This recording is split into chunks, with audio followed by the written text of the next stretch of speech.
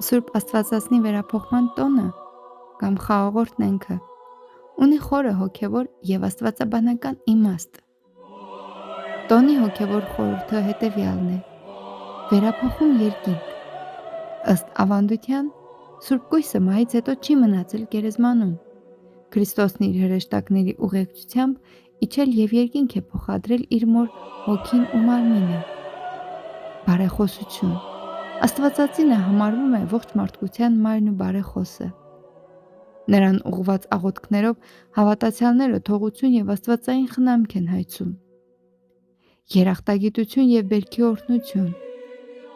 Խաղողի օրհնությամբ քրիստոնյաներն իրենց երախտագիտությունն են հայտնում Աստծուն պարգևած բարիքների համար։ Խաղողը նաեւ խորհրդանշում է Քրիստոսին, ով իրեն անվանեց ճշմարիտ որդնատունկ։